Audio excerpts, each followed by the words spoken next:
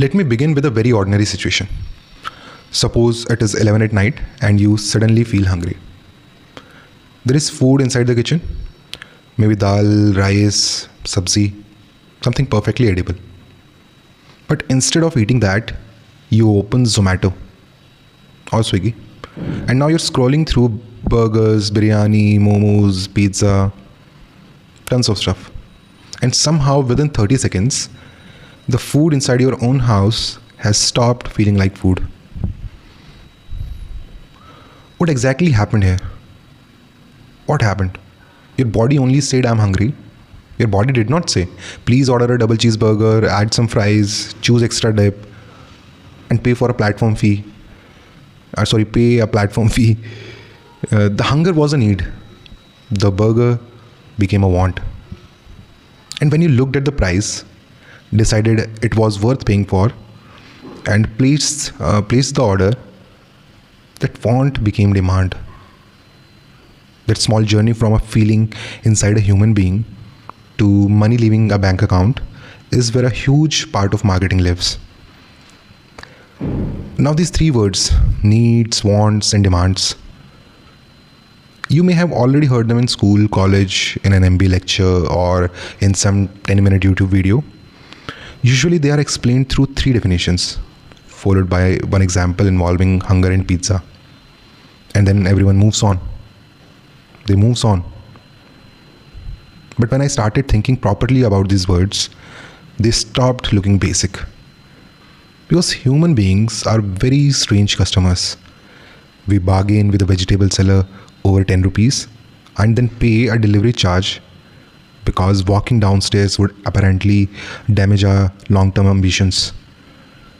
We say we need a phone, but somehow the phone also needs 3 cameras, a titanium body, and the ability to communicate silently to everyone that it was expensive. We may spend an entire month carefully controlling our expenses and then attend one wedding where financial discipline is temporarily suspended by cultural agreement. So when we buy something, what are we actually paying for? Are we paying for the function, the thing it does, or convenience, status, belonging, safety, confidence, nostalgia? Or are we sometimes paying for the opportunity to feel like a slightly different person? This is what this visual on the left is trying to capture. Look at it. At one level, human beings need food and water. But we also seek connection, peace, growth, recognition, adventure. Basically, a sense that our life is moving somewhere. And all of these very old human emotions, these human motivations, keep appearing in modern markets, wearing the form of phones, clothes, gyms, cafes, insurance policies, and a lot of other things. The product changes, but the underlying human surge is often much older. Marketing does not begin when an ad appears. It begins much earlier, when someone is feeling a lack. That lack begins searching for a shape, and then a brand attaches itself to that shape. So in this lesson, I do not only want to ask what is the definition of a need.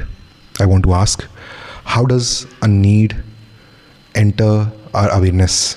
How does culture give it a particular shape? How does a brand attach itself to that shape?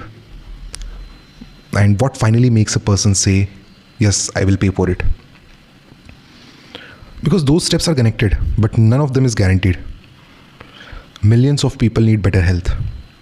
That does not mean they want a gym membership. They may want to exercise. That still does not mean they will pay for the gym. And ironically, and they may even pay for the gym and then generously preserve the equipments for other members by never visiting the gym.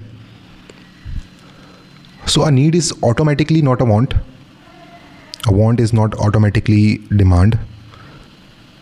And demand does not always mean the person will use the thing sensibly after buying it. Once we learn to separate these three layers, we begin seeing them everywhere: in food, fashion, luxury, insurance, technology, and slightly uncomfortably inside our own decisions. We begin to notice that people do not always buy the object that solves the most obvious problem. Sometimes they buy the object that tells the best story about themselves. Sometimes they buy belonging, sometimes reassurance, sometimes social permissions, sometimes they are not buying a product at all. Surprise, sometimes they are not buying a product at all. They are buying what they hope the product will allow them to feel. So this is the journey, my friends, we are going to explore, from something missing inside a person to a specific thing they begin to desire, then to a purchase the market can actually see, need, want, demand. But we need to start before the product. But we need to start before the product, before the price, before the ad, and sometimes even before the person knows what they are looking for. We need to begin with the first internal signal. What is that?